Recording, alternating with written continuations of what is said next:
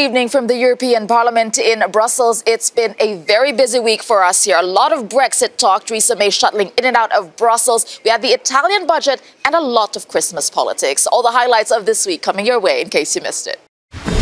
The blueprint everyone has been waiting for is on the table. The EU and the UK have agreed to a draft declaration on their future relationship. Well, let's go over some of the key points of what it does and what it does not include. First off, no mention of any frictionless trade. It did say that the parties will aim to build and improve on the single customs territory. They will consider new technologies to avoid a hard border in Ireland. And if the post-Brexit transition period is extended, the UK will continue paying into the EU budget. All right, the UK Prime Minister Theresa May commented after the deal was reached, and this is what she had to say. Last night in Brussels, I had a good, detailed discussion with President Juncker, in which I set out what was needed in that political declaration to deliver for the United Kingdom. We tasked our negotiating teams to continue working overnight. And as a result, the text of that declaration has been agreed between the European Union and the United Kingdom. It is now up to the 27 leaders of the other EU member states to examine this agreement in the days leading up to the special EU Council meeting on Sunday.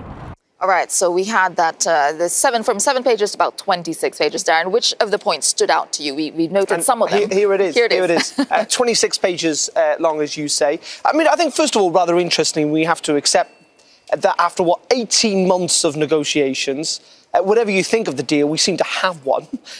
Both the withdrawal agreement, which is 585 pages long, and this future declaration. And we're told it's going to be ambitious, broad, deep, and a flexible partnership, i.e. this is meant to be a roadmap for what the future ties will look like.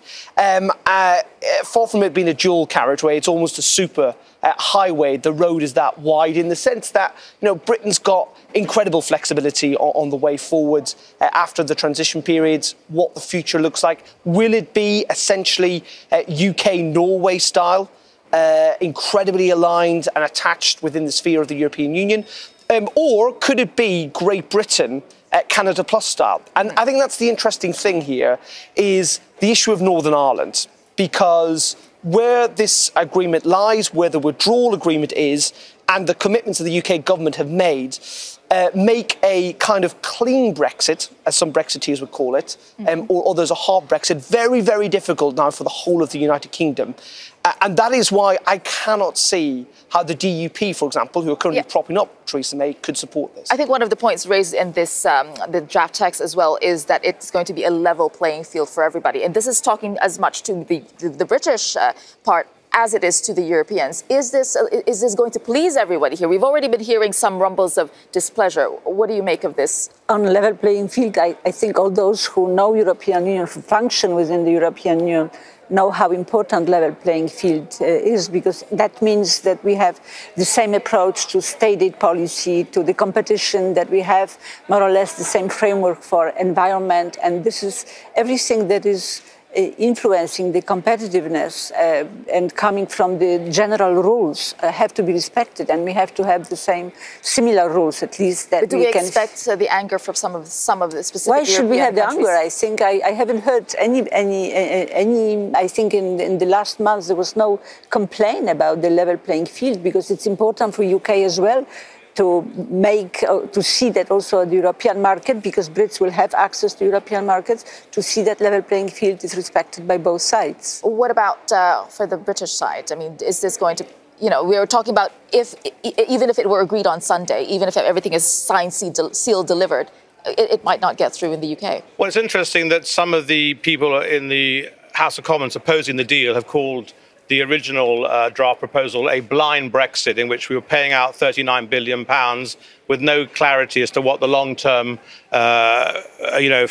future framework for trading relationship in the political declaration would actually mean. And I've read it, And I would say if it's not a blind Brexit, it's certainly an impaired vision Brexit, because it's so vague and aspirational. And the one thing that particularly I found strange, it defines what the meaning of the Leave result was in 2016 as specifically saying it meant that Britain had to have its own independent trade policy and there could be no more freedom of movement. So certainly the Norway model would be excluded because Norway involves freedom of movement. That's how I read it in the European Economic Area. And it also means that eventually, sooner or later, there'll be a problem with Northern Ireland because we can't stay in the customs union indefinitely as part of the backstop because we can't have our own independent trade policy. So I think there's going to be real problems in selling this to the House of Commons, to the DUP in particular. Can I just say that we have to remember that while withdrawal agreement, which was approved at the level of negotiators and by government also in UK a week ago,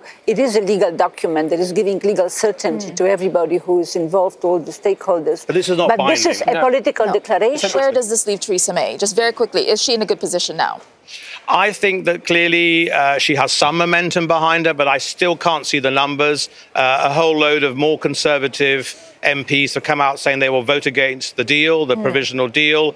I just can't see without the DUP's backing, and clearly they haven't got the DUP's backing. Right. And I think Labour will hold the line. I can't see how on the first vote, at least, she can get this through the House of Commons. But then I'm not an MP, I'm an MEP. Well, you know, for now. And just to give you a sign of where this is post-publication of this, where Tory discontent still is, on those who have said they're not willing to support it. Priti Patel, these are British MPs. This is a costly surrender by the UK government. Cheryl Murray, this is a betrayal of Brexit. Simon Clarke, ultimately meaningless. Someone else, another British MP. It isn't a settlement, it's a surrender. Can I suggest that they simply read what has been achieved? It's important. Well, you know what? The Brexit ball keeps moving from, now it's in Brussels, but then it'll have to go back to London.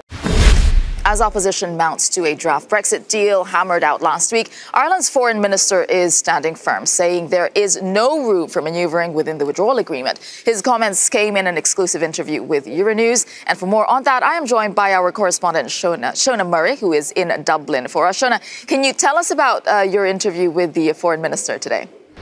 Well, as you can imagine, Tessa, things are quite guarded here. There's also a mood of anticipation because we know that Ireland has been at the epicentre of these Brexit talks. For 2 years almost, the negotiations have been taking place, and Ireland has huge stakes in this game.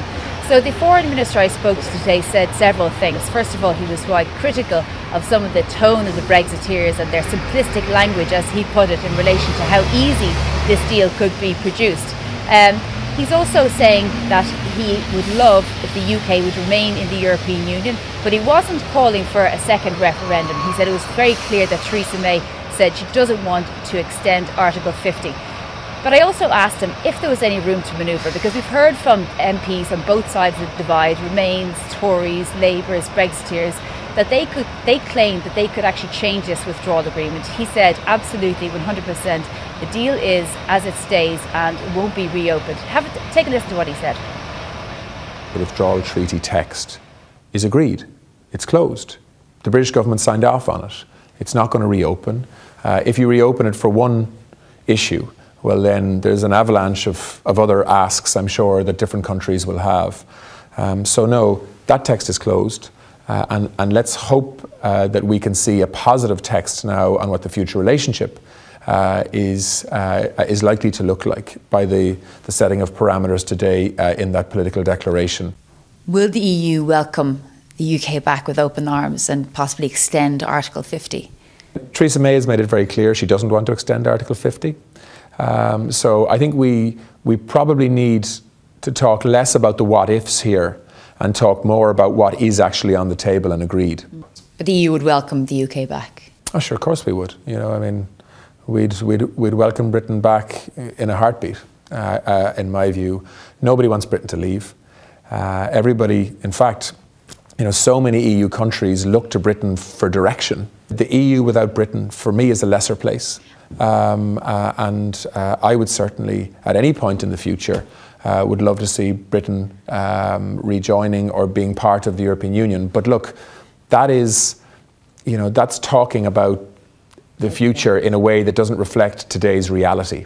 Sometimes when I listen to hardline Brexiteers, they simplify Brexit almost into a totally unreal series of choices where Britain can have it every which way, and where the EU will just have to suck it up. You know, and that kind of simplistic, in some cases macho language, doesn't reflect reality. You know, it is not in Britain's interest to crash out of the European Union with no agreements in a whole series of different areas, when Britain and the EU together over the last 43 or 44 years have been putting hundreds of different mechanisms and agreements in place that can't just be pulled apart overnight. What would you say to the Remainers and Brexiteers, many of whom are willing to vote against this deal when they get the chance in December?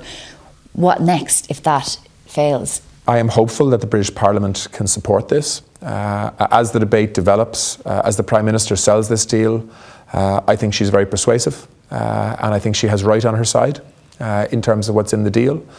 And I think her arguments have gathered momentum in the last number of days. Let's wait and see how this develops. There's another 3 weeks to go, probably, before the vote takes place in Westminster. And instead of talking about what happens after that vote, should it not pass, I think we should be concentrating for the next 3 weeks on actually talking about what's in the agreement that's taken 2 years to put together, and to try to reassure people that it's not a threat to anybody. Instead, it's a practical series of compromises that allows both sides to move forward together. Now, we know that, of course, the odds are stacked against Theresa May when it comes to this parliamentary vote in December. And the Irish government is very realistic about that, naturally. But it does hope that within the next few days, particularly upon the publication of the political declaration of the future agreement, there'll be enough to placate some in the Tory party and enough on the Remain side that this isn't such a bad deal for the UK, and that in the future, you know, they can have that frictionless trade and they can maintain the territorial integrity of the United Kingdom and even possibly placate the DUP. It's a really tall charge, it's a tall order, but there is hope that that can happen. Just one other thing I did speak to the Foreign Minister about earlier. He is pretty self-assured that this extraordinary council meeting will go ahead on Sunday and there will be a formalisation of the withdrawal agreement. There is a belief that the concerns about Gibraltar, the future of Gibraltar, the Spanish concerns and of course the French and other countries' concerns related to level playing field, that can also be dealt with, and in actual fact people can move on in unison. It's December really where they're looking at. German Chancellor Angela Merkel is dealing with some unwanted dissent within her party, just hours after she gave an impassioned speech in the Bundestag urging togetherness over division. Two high-ranking members of her party made controversial comments on immigration and gay marriage. So first off, leadership hopeful Friedrich Merz, this is what he said. Ich bin schon seit langer Zeit der Meinung, dass wir bereit sein müssten, über dieses Asylgrundrecht offen zu reden, ob es in dieser Form fortbestehen kann, wenn wir ernsthaft eine europäische Einwanderungs- und Flüchtlingspolitik wollen. Wahlkampfzeiten sind wahrscheinlich für eine solche Debatte ungeeignet. Aber wir müssen irgendwann auch einmal eine große öffentliche Diskussion über die Frage führen, wenn wir denn eine Lösung in Europa wollen. Well, it did not stop there. The education minister is under fire for comments on gay marriage. Anja Karliczek questioned whether legalization was rushed, and she said the effect of two same-sex parents on children was unknown. Well, speaking to German news channel NTV, she said, I think the way we did it was not right, as long as children are being bullied or discriminated against in schools or in any way, as long as we have a problem. All right, what is going on in Germany? You were chuckling when you were hearing. Well, I loved the way the first guy said, you know, now isn't really the time to talk about this. It wouldn't be helpful before going on to talk about it. Both of these situations are things which are established in law which can't be changed. Exactly. And the first guy, Merz, he's talking about changing something which is in the basic law, but not just in the basic law. It has what's called an eternity clause. You have to change the whole constitution and not just this one bit. He can't deliver that.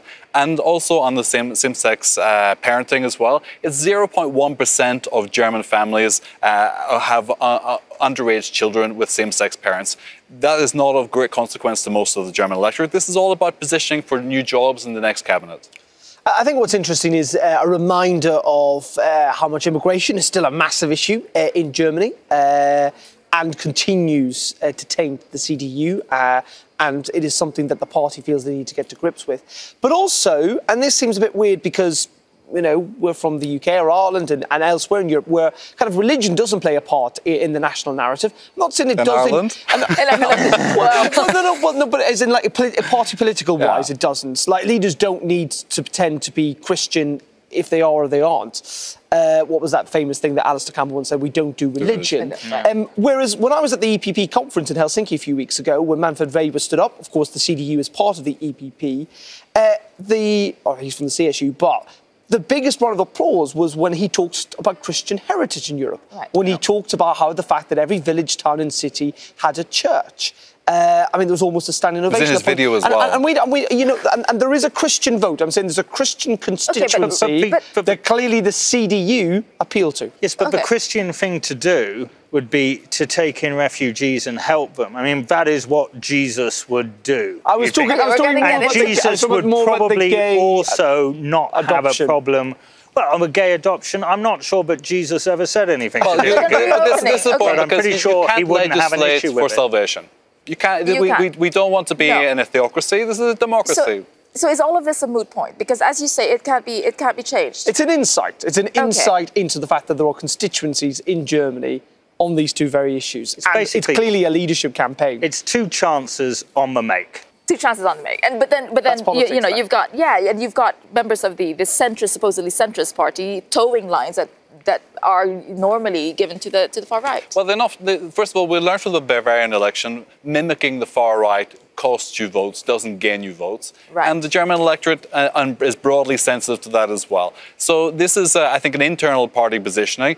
Like we just said, it's not going to have any real impact on overall policy. It will show some sympathy and will receive some sympathy from Hungary and places like that. But will this change German policy? I think we should move away. We shouldn't say this is the far right. No. First of all, Germany's the only country in the world to have this law on asylum seekers.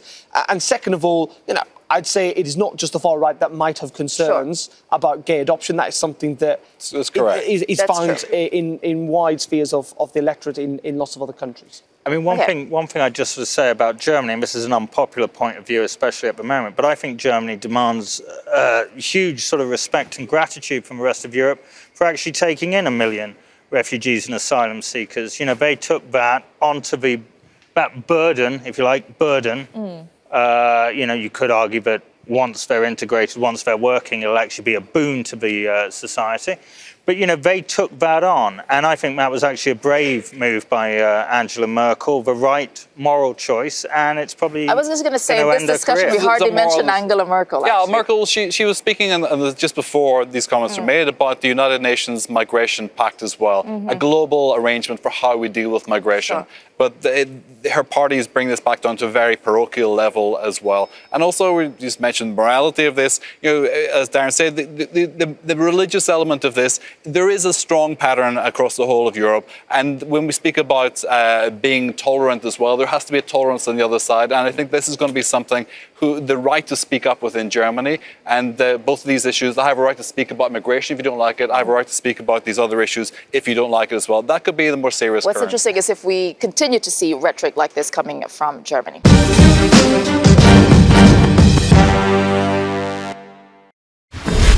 Dutch pre-Christmas festivities descended into violent scuffles and arrests this weekend.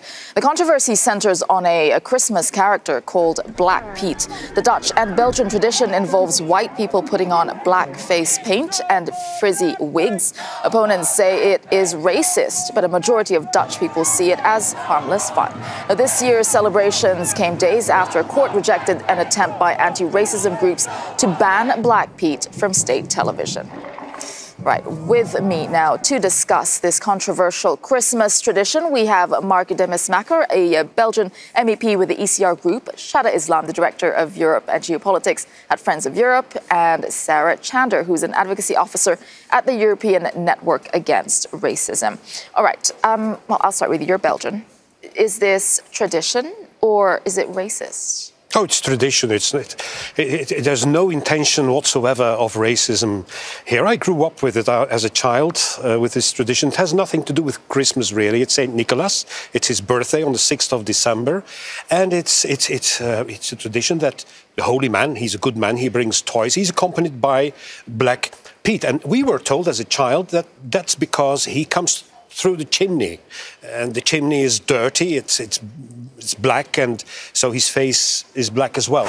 So it's a bit the story of the bad cop, the good cop. Yeah? St. Nicholas, who is the good holy man, and Black Pete, who why is it that image that is being represented as good cop, bad cops, as you said? So who's the good cop, who's the bad cop? Why does it have to be that image? Why does it have to be someone, a person with a black face?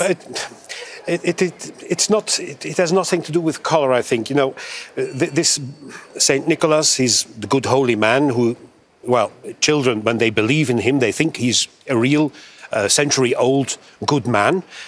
When he comes at home or in public, of course, somebody dresses up and he is unrecognizable. And it's a practical reason as well. You know, he shouldn't be recognized as one of your friends or your neighbors, so they paint him black, and he's the one who can punish punish the children who were not this perspective, good. you're Belgian, and actually majority of Dutch people actually also say this is tradition, but you don't agree with this. That is it racist?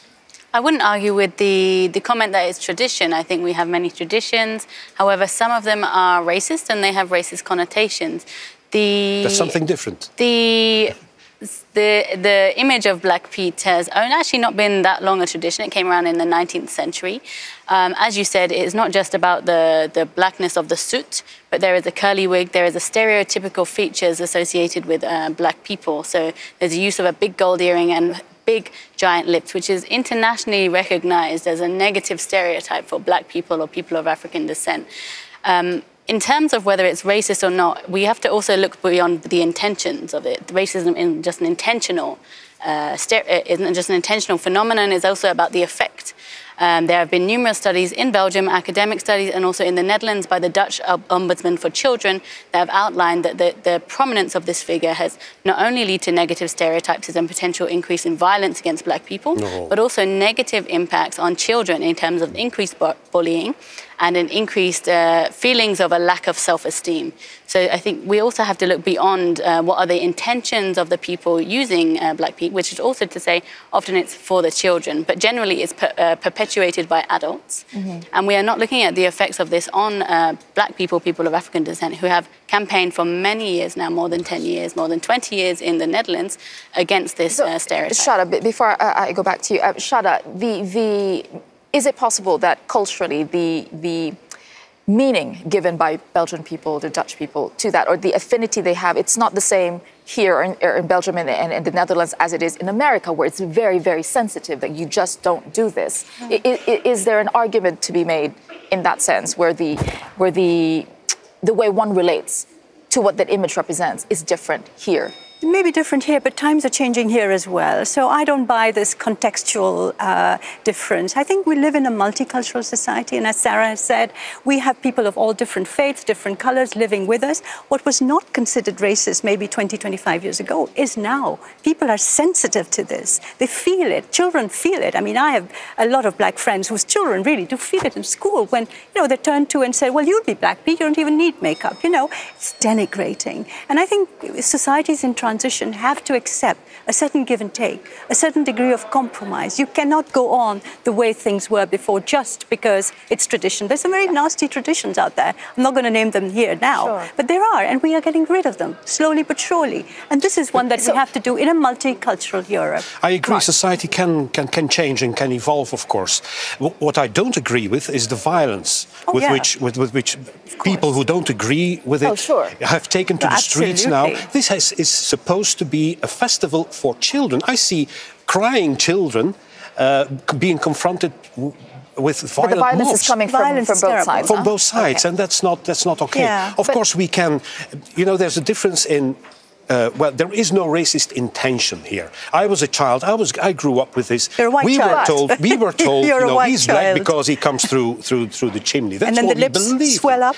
But of course, that's not how other people might see it. That's something different. And then I agree we should make kind of a compromise. So do you think the Belgians and the Dutch should acknowledge that society is changing, the diversity is changing, and we have to respect our traditions, and also people who are new in our society have to have to learn about our traditions, have to be explained The about our Surinamese traditions, are not and new in have to that. respect our traditions.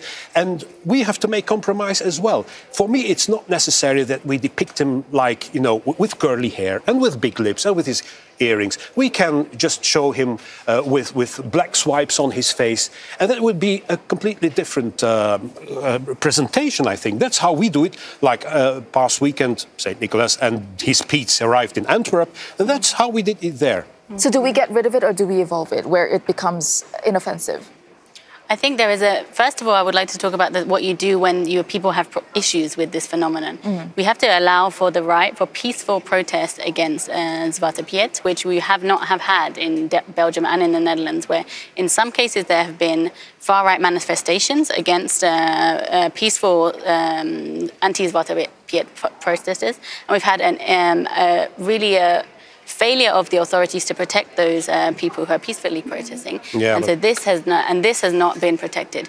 Then we also have to listen to the groups affected by this, the groups that are shown to be negatively affected by these racist stereotypes, and we have to ask them, what would you think that is a good solution to this? There is an organization in the Netherlands called Kick Out Zwarte Piet, and they're advocating for an inclusive Sinterklaas celebration. So it's not a threat to the tradition. They say that recognize that many children benefit from this tradition. It is a tradition in many Flemish parts of the Belgium and the Netherlands, and they advocate, why does he have to be black? Why do we have to perpetuate this connotation that white is good and black we have is bad? 5 seconds, if you can just say your point in 5 seconds. You can organize a debate about it, but I don't agree that someone disturbs what has to be a festival for children. This is the most exciting moment for the children in a year. And you should not disturb it. It is interesting that the main defenders of this are adults and not children. Ready? Yeah.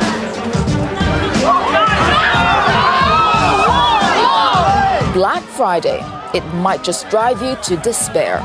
Bargain mad shoppers literally falling over each other just to get 40% off a television. The American phenomenon is linked to Thanksgiving, and even though Europe does not mark this holiday, Black Friday has been creeping onto its continent in recent years, with sales increasing by 32% in Europe last year, but not everyone is happy about it. In France, Greenpeace has launched a counter-campaign calling on Europeans to ditch the bargain-fueled chaos in favor of getting active and spending time with family and friends. I think that first image encapsulates what Black Friday is, in our heads. But then there's, again, we're talking about messaging. So you were shaking your heads when you were looking at that. Is it a good thing, a bad thing? Black Friday, it's a sale. Well, it's good for your wallet, but it's bad for the planet. We are already consuming 1.5 planets every year, and so we really should think carefully what to buy and buy quality and, of course, good price if possible, but not just to rush and buy anything. But what about this idea that this is so American? Do you think that's something that people think about, in France especially? Well, brand companies are getting more global, so they have global approaches. We can think about Halloween, for example, that was kind of introduced to Europe. So there's no more resistance to something American? Not necessarily. I think that it's a balance. There's a try to use a phenomenon to promote products. Then there'll be a response of society, which can be that harsh. But also, I think a balance will happen throughout time. But very quickly, Laura, should there be a different messaging when it comes to Black Friday in Europe? No, I don't think so. I mean, I think that if it's going to work, it'll work on the same basis, which is that everybody likes a bargain. I mean, I'm half American and I've actually just come back from the States and I was there for Halloween. And I can assure you that even while people go a bit crazy for Halloween here, it's nothing like in the States. So even if we get Black Friday here, it's not going to be like it is in... No one's going to die on it. There you go. Long history of interventions in this debate. So I think that I agree that perhaps the process should be separated, but then you cannot look at his actions in isolation and say that he isn't politicizing it. He certainly is, and this is something, of course, that we've been seeing for months since the new government came into power in Italy. The point in this section is actually they're targeting the NGOs in order to stop them doing what they're doing. And the point is, this is just making it kind of difficult for NGOs to work in that area. The point is, this is not going to help them to stop the refugees. If you don't like refugees, do something about causes of the refugees crisis. But this is not going to stop refugees coming, and people will just die. People will just die in the sea because you are you... stopping them of doing this. This is invented story. It's a fake story. It's farce. It's quite obvious to everybody. Do we have really to sit here and to discuss So it? I'll give you the last word. Yes. If you know my work here in the European Parliament as the Five-Star Movement, we asked for legal ways to reach Europe. We asked for humanitarian visas. So I completely agree saying that stopping the arrivals is not the solution, is not the right answer. I agree with you. We always ask to the European Union to have legal ways and legal alternatives to stop illegal migration. So this is a problem at European level, because if there are a lot of NGOs working in the Mediterranean, this is due to a lack of European intervention in the sea. So I'm perfectly aware about that.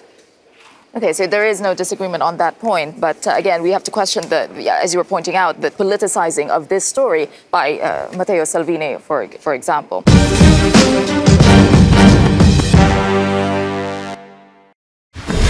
Today's You Said It comes from Donald Trump. He appears to have captured the imagination of the Finnish people. Let's take a look.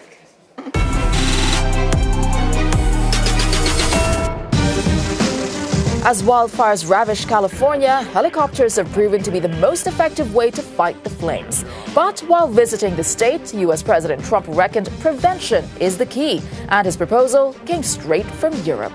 Got to take care of the floors, the floors of the forests, very important.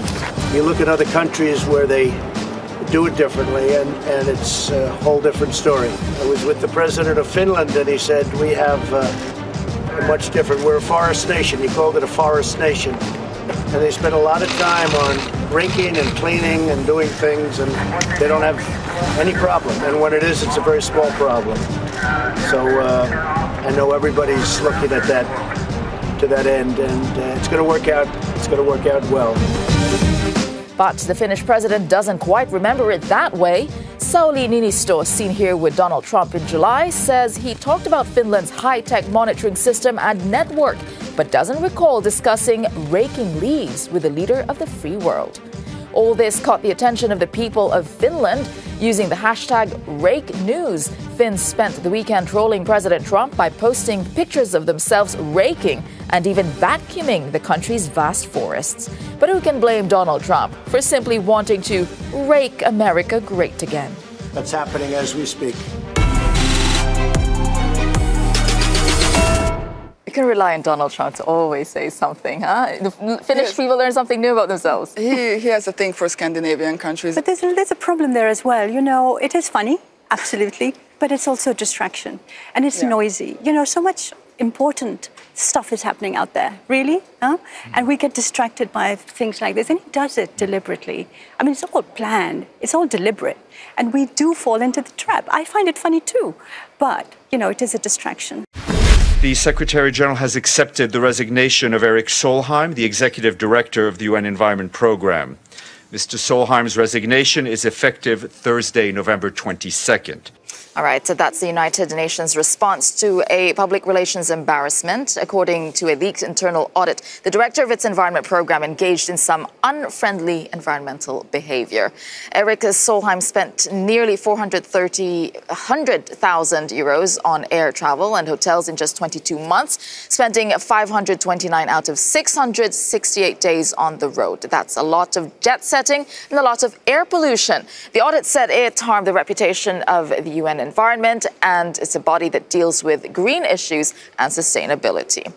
All right, to discuss this, I am joined by Linnea Engström, a Swedish MEP with the Greens. And back with me is Andrew Byrne from the Sunday Times and our political editor, Darren McCaffrey. All right, there is more to this story. I mean, some countries, I think, had pulled out funding from the UN environment because of conflict of interest, also relating to the same person. But when it comes to this, I mean, 430,000, that's not that much in 22 months, is it? I mean, your reaction from the Greens. Let's hear from you. Tessa goes on holiday a lot. I think this is appalling. I mean, come on.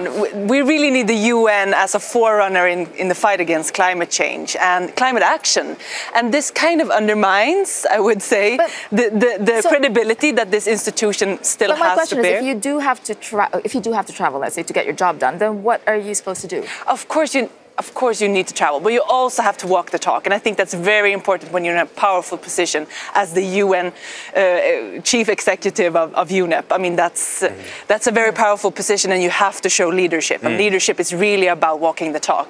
So I think citizens are really wondering, why should I when you can't? You have all the money and all the abilities. Is that what it is? Is it hypocrisy? Well, I mean, there were a lot of strange goings-on happening in this UN office. I mean, apparently this guy allowed staff to work remotely from Europe when the office is in Kenya, which doesn't seem like a very functional or efficient working process. And there were also questions around his wife, I believe, being employed by a project he'd given to funding from. So I mean, there's a huge amount of issues here. And, you know, the UN as an organisation, it's a huge organisation, but if you actually go to the UN headquarters in New York, you know, the carpets are kind of ragged, the earpieces for translators are the same ones they've had from the 70s. All of the budgets are under strain. And so I think, you know, standards in public office for the UN, it's such an easy pot shot to take, and he's given a hostage to fortune. He was headquartered in Kenya. Some of the staff were working in Europe. The headquarters of the UN is in New York. Maybe not surprised you're going to rack up hundreds of thousands of dollars on flights. You know, people do have to. Well, I'm sorry, but the whole thing is. But why were they in Europe? People do have to be able to. The point was they should have been based in the island. I'm defending the fact that people do need to unbelievably get places. Is it his fault, though? Is it the UN? And when they're on different continents, you have to fly. I'm sorry, you have to fly. Of course, he's the one to blame. Okay, of course. But why were they on different continents, for one thing? I mean, they were employed to work in Kenya, and without formal procedures, they said, it's fine, you can work for Paris or London, sure, why not? But it's understandable that if they're headquartered in Kenya, he may have at least travel to New York every so often. No, he put staff in Europe. No, but come on, I mean, of course, you need to show leadership in this position. I think that's so what, he should never get on a plane? Of course, not drive a car? No, but this is... Like, how far does it go? He's been using $500,000. That's an extreme amount of money. Well, and look at it from a citizen's perspective, where people have to, you know, turn each and single dime in order to make ends meet. And then you have these really powerful people doing this. No, that's not how we build democracy. That's not how we build. So should the UN's World Environment Chief just stay in Kenya? He should just stay in Kenya. Well, it's broader than just his flights. It's Okay, guys, let's go to something that's a little lighter right now. So I'm going to take you to Downing Street for today's raw moment, because one of the attendees of yesterday's cabinet meeting needed a little help getting through that famous front door. Let's take a look. When you hear the rhythm, start to move. Can you govern without the DUP, Mr. Fox? How will you keep the DUP on side? How will you keep the DUP on side? Can you govern without the support of the DUP, Attorney General? Are you worried the DUP will pull the plug? Are the DUP going to sink your government, sir?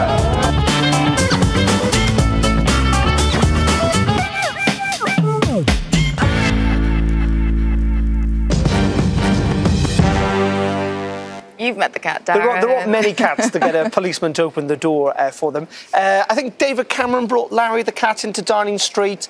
Theresa May, I don't think he's a big fan. Have you met the cat? I have. I'm a dog person, to be honest. Okay. And I have to say, I think when the annals of the history of Brexit are written, and historians puzzle over how Britain slid towards this huge constitutional crisis, seemingly unaware of the decisions that was taking, I think the hours spent cooing over this cat will sort of feature largely as a weird sort of near-Roman fiddling while Rome burns. It may be in Downing Street longer than, I don't know, well, could see the third Prime Minister in the next couple of months. Well, Larry, the Downing Street cat, has his own Twitter account, believe it or not, and later tweeted to say he's yet to persuade Theresa May of the benefits of free movement. That was the week that was. Join us again next week for a lot more raw politics. Same time, same place. Good evening.